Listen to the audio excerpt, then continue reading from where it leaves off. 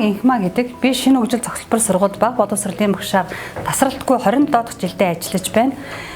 Оюун ухааны гайхамшигт ансийг нээж ухаарлын үрийг суудгадаг энэ сайхан мэргэжлийг эзэмснээрээ үргэлж бахархаж явдаг.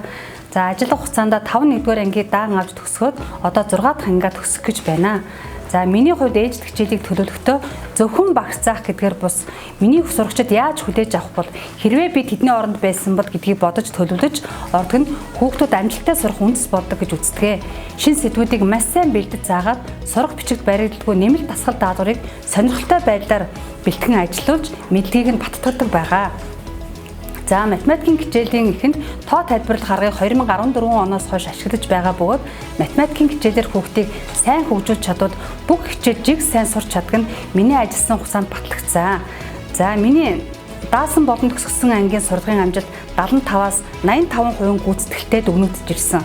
За хичээлийг хослсон хэлбэрээр явуулахын тулд 170 гаруй цахим болон интерактив хичээлийн сан бүрдүүлэн ажиллаж байна. Хүнийхээ хувьд зөв хандлагатай, эрүүл сэтгэлгээтэй, амьдралын зөв хөвшилтэй болж төлөвшөөсэй гэж хүсдэг.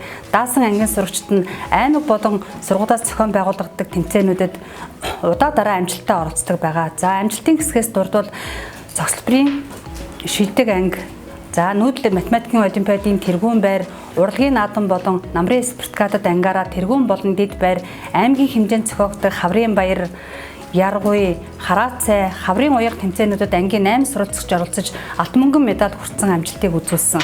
За мөн математик болон кенгуру олимпиадад ангийн сурагчид амжилтаас оролцдог байгаа. За сурагчдыг амжилт гаргахад хамгийн сайн тусдагч бол эцэгчүүд байдаг.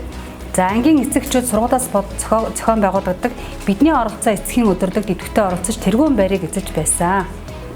Боловсрол шинжилгээ ухааны яам Дэлхийн банктай хамтран хэрэгжүүлж буй боловсролын чанарын шинжилгээ сургуулийн тэтгэлэг хөтөлбөрийн 4-р шатанд бидний бичсэн ихтгэл даасан сурагч төсөл 5-р шатанд шинэ хөгжил шинэ шийдэл төсөл амжилттай хэрэгжин дэмжигдэн хэрэгжиж байгаа.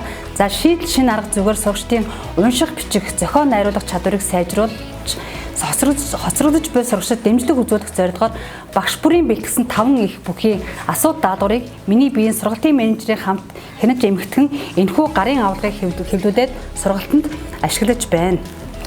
Аймгийн боловсролын газраас зарласан Монгол хэлний нэгж хичээлийн төлөвлөлтийн уралдаанд бага боловсролын багш нартайгаа хамтран оролцож 1-р шатанд шалгарч 2-р шатанд амжилттай оролцсон байгаа.